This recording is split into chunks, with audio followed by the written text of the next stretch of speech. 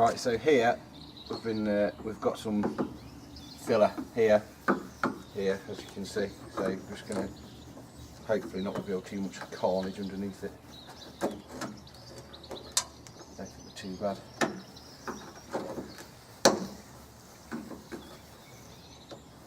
This panel is obviously going to be largely replaced due to the rust holes everywhere. If you can see that, there's rust all around the windscreen. So this is going to just decide how far down this panel is going to have to come as I repair it.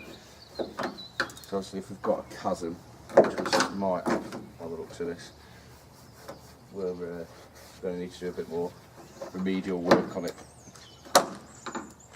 Now there's rusty steel here, so this might get away with a bit of a zip up, but it looks like it's had some sort of attempted repair panel here. It's just awful. It's just a crap job. It's all dented in. There's evidence of MIG welding here that's very poor. So I'm going to buy an entire front panel for this. So I'll just have to cut it where I need to cut it to get everything right and good. And if that means it has to be a straight section that perhaps dips down and encapsulates this area of damage, then so be it. So I'm just going to crack on now and see what we can reveal. Right, in here we have a bit of about half an hour's work. Got the grille off, headlight surrounds off, indicator off this side, revealing an obvious damage, but I knew about that. What I didn't know about was how goddamn awful this repair's been this side. This is you can see here, this is the windscreen, and it appears to have had two panels met here. I mean, this panel gap here is awesome. That was all filler. Just I can put my finger in the gap between the two repairs, and it looks to be quite an old repair because of the fact it's brazed on, and there's also filler and then more filler and then a bit more filler. But this is actually two panels, and you can push this one away. You can see here where they've perhaps tried to spot weld it or blow through, but this panel is perhaps a cut, but it goes under the original one. So there's rust all the way along here, and it's actually split. I've just chased this out where the filler's cracking, and it goes all the way past the headlight, all the way past here, and there's just a big obvious crack here, and then all the way down, and you can see the split all the way down to the bottom here. So if we zoom out, you can see he's now got he's nice now, like Scarface. Today we're going to just chase out as much as I can and get some rust converter on the really bad areas so we don't get any major issues while it's cold and wet, but we'll chase that out completely. If we run the slip wheel down the gap here, there's a step lip behind here which is where the rust's come from, so we'll just chase down exactly where the crack is to separate off that step panel that's awful, leaving us with the two panels next to each other. I'll then use a weld magnet to hold them in line, and I'm going to tack weld this with a MIG set all the way down, and we'll stitch the hole back up, which would have been probably easier than the amount of filler they did in the first place, and then which will have a solid panel, and then I'll hopefully be able to blend that back in.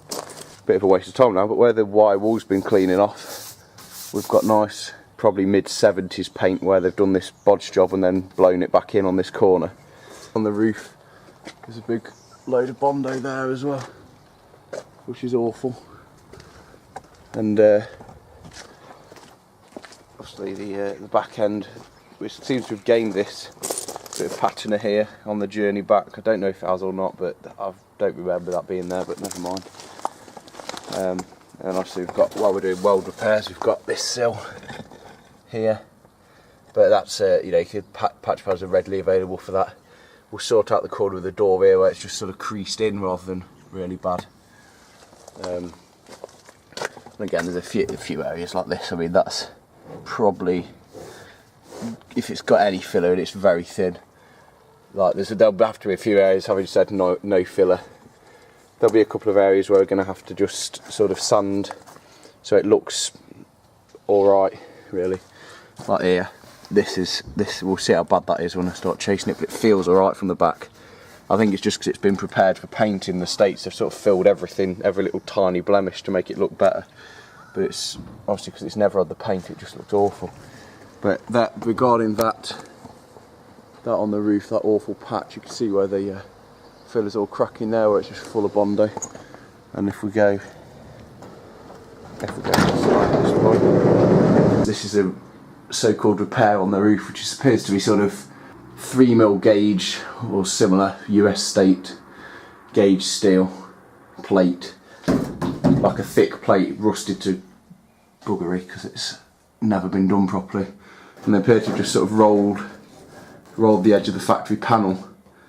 They pop riveted it on, and then they just put a world of filler on top, which is awful. So that's obviously got to come off, and you can see, and if you can see, but as a result of all the seal, every seal on the bus being awesomely rotted out bar a few, we've not got a nice river of moisture in here, so we're going to have to sort the seals out and get it covered for now, but we'll have to sort the seals out very soon.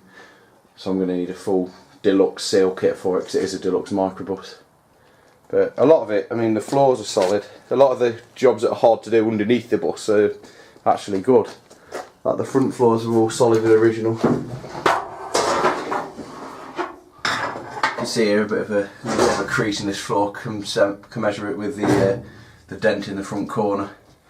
But this corner's fine, and the floors are all solid. Really, everyone's very good. It seems to have factory seat belts of some sort as well, which is cool. So that's where we're at so far. So we'll do another update later on in the show, and see what more progress we've made with the paint stripping.